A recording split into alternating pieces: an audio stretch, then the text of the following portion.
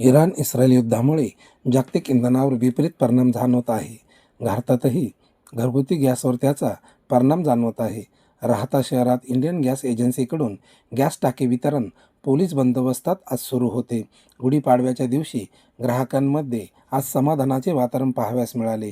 याबाबत समृद्धी gas एजन्सीचे proprietor advocate उदय खर्डे पाटील यांनी NS news प्रतिनिधीशी बोलताना सांगितले की गेल्या 2 दिवसात सुमारे 1100 गॅस सिलेंडरचे वितरण करण्यात आले आहे. यानंतरही वितरण सुरळीत चालू राहील. शासनाच्या नियमानुसारच बुकिंग करून OTP नंबर आल्यानंतरच ग्राहकांना गॅस सिलेंडर मिळणार आहे.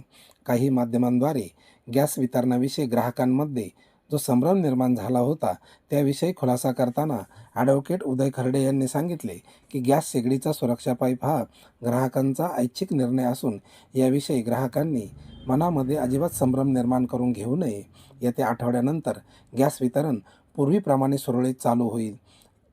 NS न्यूज राहताकरता अनिल सोमवंशीसह संपादक नवनाथ पाटील सदाफळ राहता. म्हणून आता असं झालेलं आहे की कंपन्यांनी किंवा सरकारने लोकांना KYC झाल्याशिवाय सिलेंडर देऊ नये म्हणून आम्हाला तसे आदेश दिलेले आहेत, आदेश दिलेले. परंतु होतं असं की ज्यावेळेस आम्ही KYC करत असताना आमच्या लक्षात येतं की लोकांनी रबर ट्यूब बदललेली नाही. रबर ट्यूब बदलणं हे तुमच्या सुरक्षेच्या दृष्टीने महत्त्वाचं आहे. रबर ट्यूब बदलली तर तुमचं कुटुंब हे सुरक्षित राहतं.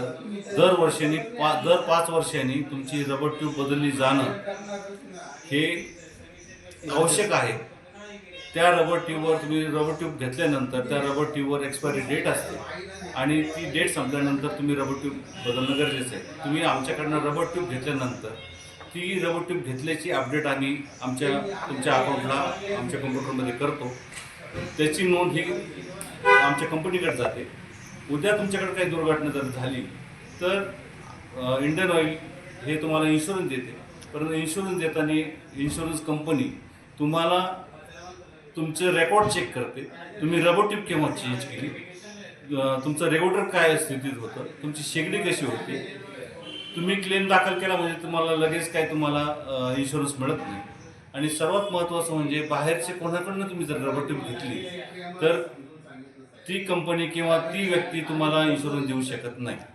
आमच्याकडून तुम्हाला मिळणाऱ्या इन्शुरन्सचे प्रीमियम हा कट होतो. आमच्या अकाउंटवरनं हा कंपनीला प्रीमियम जमा होतो.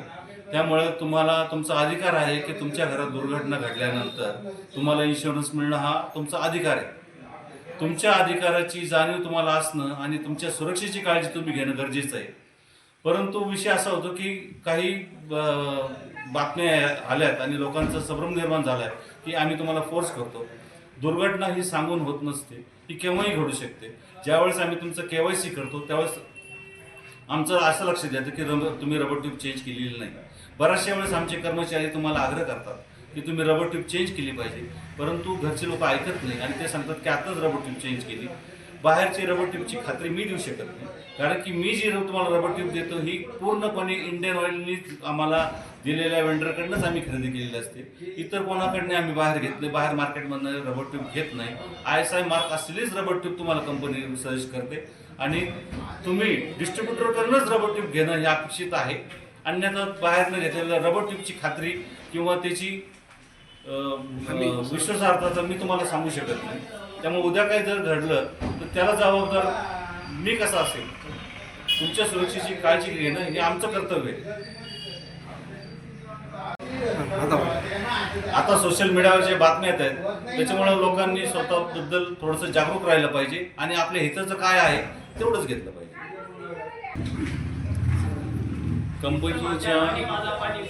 कंपनीच्या नियमाप्रमाणे तुम्ही गॅस बुक केल्यानंतर तुम्हाला DSC नंबर येतो. तो DSC नंबर तुम्ही आम्हाला देणं आवश्यक आहे. तो DSC नंबर तुम्ही आम्हाला देणं आवश्यक आहे. DSC नंबर दिल्यानंतर तुम्हाला सिलेंडर दिले जातं. प्रसार माध्यमांमध्ये ज्या बातम्या येतात त्या खोडसाळपणाच्या आहेत.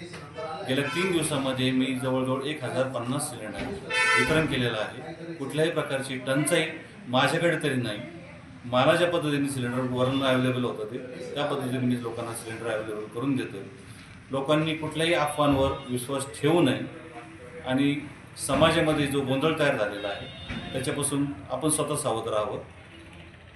पॅनिक बुकिंग न करता ज्याला खरंच आवश्यकता आहे अशाने सिलेंडर घ्यावीत. कंपनी मला पूर्णपणे सहकार्य करते. वरनं सिलेंडर वेळेवर येतात, ते वेळेवर वितरण होतं आहे.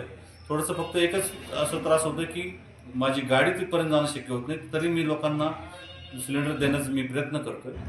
तर लोकांनी कुठल्याही अफवांवर विश्वास ठेवू नये. प्रसारमाध्यमांच्या ऐवजी इथे येऊन खात्री करावी, इथे कुठल्याही प्रकारची गडबड गोंधळ नाही.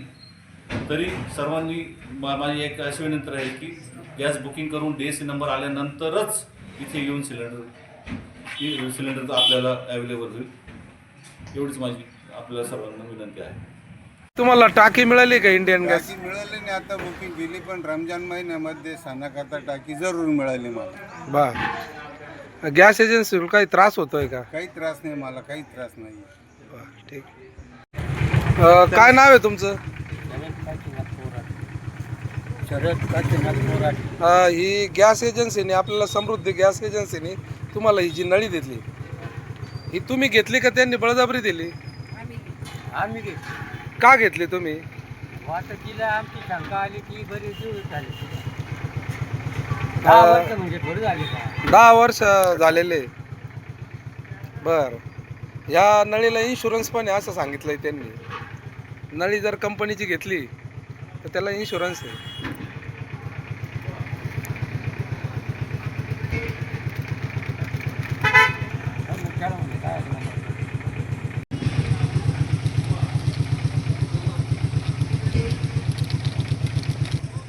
तुम्ही इथं नंबर लागला 24 तासाला मिळणार आहे टाकी. ही जी तुम्ही नळी घेतली, या नळीसाठी तुम्हाला गॅस कंपनीने आग्रह केला का तुम्ही स्वतःहून घेतली? का घेतली तुम्ही? आमचे नाही जास्त दिवस झाले होते घेऊन, म्हणून मग घेतली. खूप दिवस झाले ना. काही धोका होऊ नये म्हणून, हा, धोका होऊ नये. काही अपघात घडू नये म्हणून तुम्ही हा, नळीची बदलायची. नळी बदलली बुवा. हा. यांच्याकडून तुम्हाला सहकार्य होत